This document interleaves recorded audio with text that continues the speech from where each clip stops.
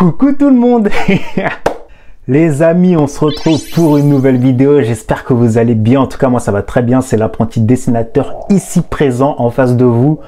On se retrouve pour une nouvelle vidéo, un nouveau tuto. Ça faisait longtemps que j'avais pas sorti de tuto. Je crois que ça fait là actuellement 2-3 mois que j'ai pas sorti de vrai tuto. D'ailleurs, tous les commentaires que j'ai reçus, je vous remercie beaucoup parce que j'ai reçu des commentaires, ça posait des questions et après j'essaie de répondre. Ça en aider certains. Franchement, je kiffe. Et aussi, on a dépassé les 1000 abonnés. Je crois on a 1090 abonnés par là environ. Et ça me fait chaud au cœur. En tout cas, j'espère que c'est pas des bots. J'espère que c'est pas les bots qu'on tue sur Fortnite là et en 2 secondes ils sont morts. Non, j'espère que c'est des vraies personnes qui s'abonnent à mon compte, que ce que je produis, ça vous aide tout simplement et que la chaîne elle grossisse bien évidemment parce que on veut que la chaîne grossisse. Enfin, je travaille tout seul pour le moment. Et c'est dur à faire les vidéos. Et j'espère que la chaîne elle va grossir. J'espère que ce que je produis ça vous aide et ça en est certain.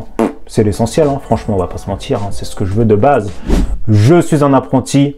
Et j'apprends les autres à ne plus être un apprenti. Bref, je dis n'importe quoi. On va commencer le tuto directement sur Medibang. C'est la plateforme sur laquelle je dessine. Medibang, c'est une plateforme gratuite.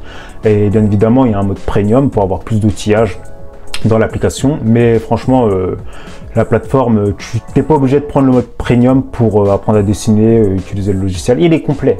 L'application, elle est complète. Et après, le mode premium, c'est pour ceux qui veulent plus d'outillage. C'est tout. Plus de pinceaux, plus de voilà. C'est comme partout, mais en tout cas, je te la conseille vivement. C'est une bonne application pour ceux qui viennent de commencer le dessin, pour les amateurs, même pour les professionnels. Tout le monde utilise cette application, enfin tout le monde. Beaucoup de personnes utilisent cette application. Encore une fois, je le redis, elle est complète. Et je ne fais pas de partenariat avec Medibang, attention. C'est juste que j'aime beaucoup l'application, je dessine toujours avec.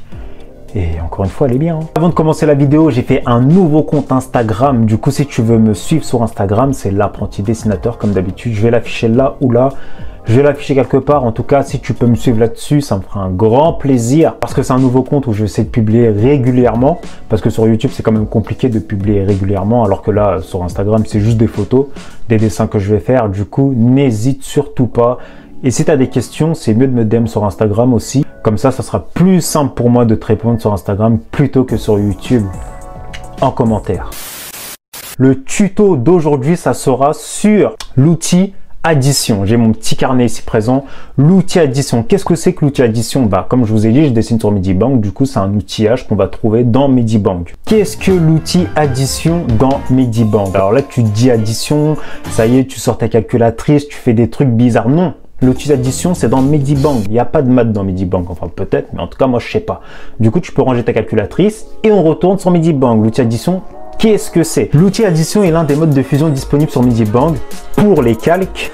Le mode addition est utilisé pour éclaircir les couleurs de manière additive. Cela peut être utilisé pour créer des effets lumineux, des lueurs ou des reflets. L'outil addition, c'est un outil, en bref, de ce que j'ai dit, parce que je sais que c'était technique, t'as rien compris. En bref, oui, je me la pète, oui. En bref, c'est un outillage qui sert à éclaircir certaines parties de ton dessin.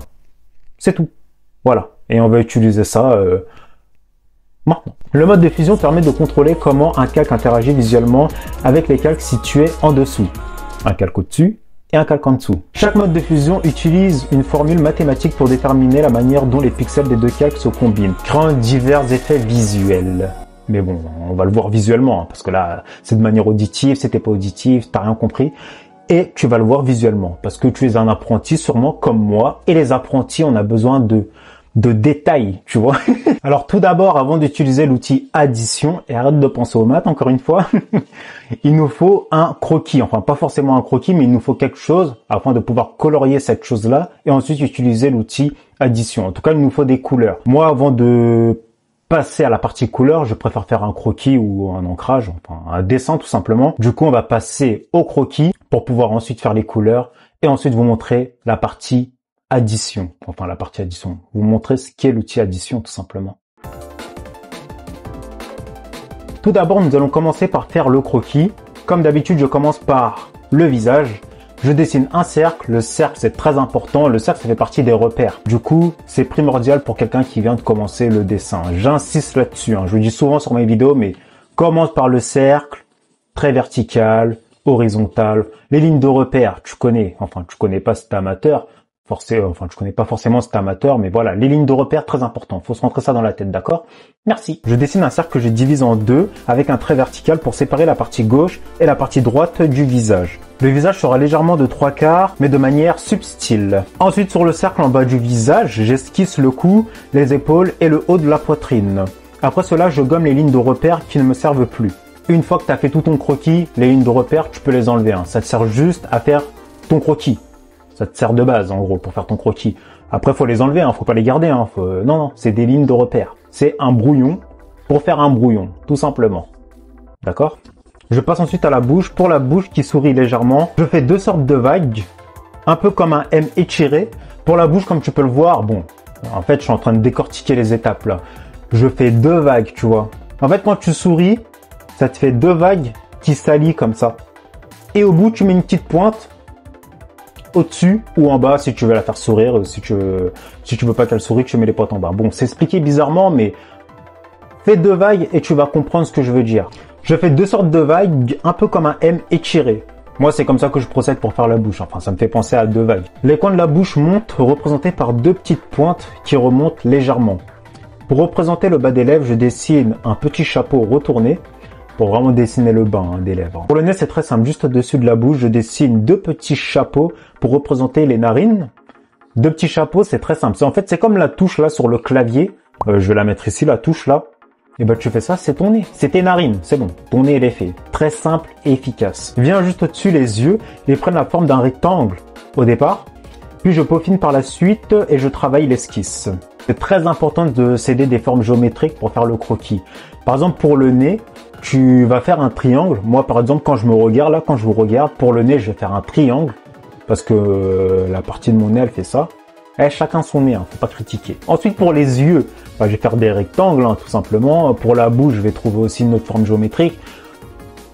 Toute partie du corps peut être représentée par une forme géométrique. Je sais pas pourquoi j'ai du mal à m'exprimer comme ça, mais en tout cas, voilà. Les formes géométriques, c'est très important.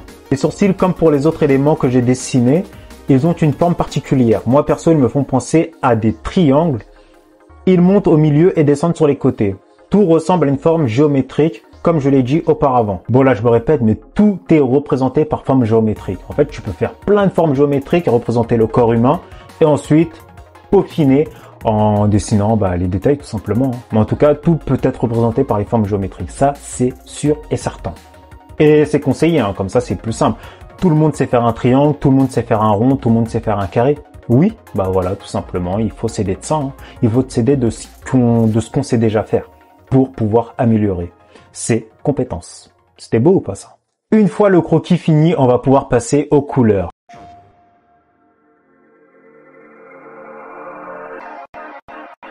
L'outil Watercolor permet de superposer des couleurs de manière translucide, ce qui crée des dégradés doux et des mélanges de couleurs naturelles. En gros, c'est de l'aquarelle, voilà. Colorier chaque partie du dessin en utilisant des couleurs spécifiques, par exemple utiliser un beige pour la peau et un marron pour les cheveux.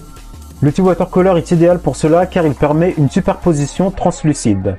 Lorsque j'applique le marron sur les cheveux, il se mélange légèrement avec un beige dépassant de la peau, créant ainsi des nuances plus riches et naturelles. Là, c'est toute la partie aquarelle, peinture. Bon, je ferai un tuto sur ça, je pense, mais en gros, j'ai décidé d'utiliser la peinture pour faire mes couleurs de mon croquis, parce que je trouve que le mélange se fait beaucoup mieux, tout simplement, avec de l'aquarelle. Voilà.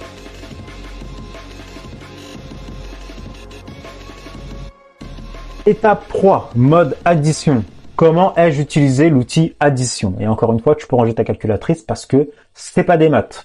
C'est très simple. Je crée un nouveau calque, puis je suis allé dans les options de fusion et j'ai changé le mode normal à addition. C'est là qu'on obtient le mode addition. Je n'ai pas appliqué cette modification sur tout l'arrière-plan pour me concentrer uniquement sur les parties pertinentes, c'est-à-dire le personnage en général. En même temps, on va pas faire sur l'arrière-plan. L'arrière-plan, il est blanc. Il n'y a rien derrière. Du coup, ce serait bête de se concentrer sur l'arrière-plan. Activez le mode écrétage. Le mode d'écrétage est une fonctionnalité qui permet à un calque d'afficher du contenu dans les zones déjà coloriées du calque situées juste en dessous. Il permet d'appliquer des effets sans dépasser les bordures de l'élément de base. C'est particulièrement utile pour ajouter des ombres, des lumières ou des textures de manière précise et contrôlée.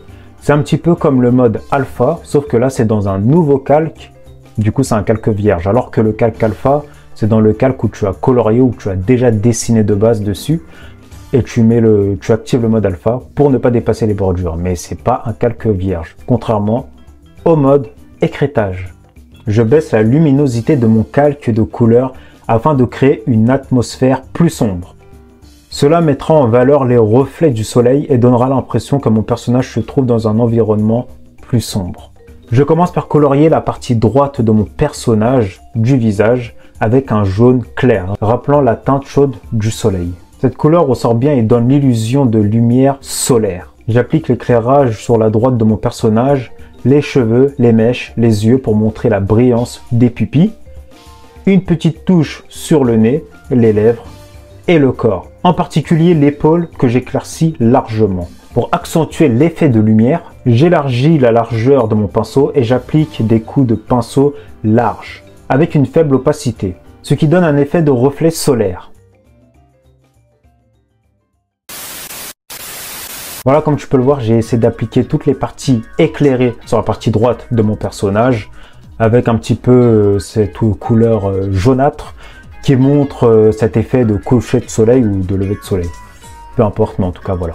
En tout cas, le dessin est terminé, comme tu peux le voir. Qu'est-ce que tu en penses de ce chef-d'œuvre?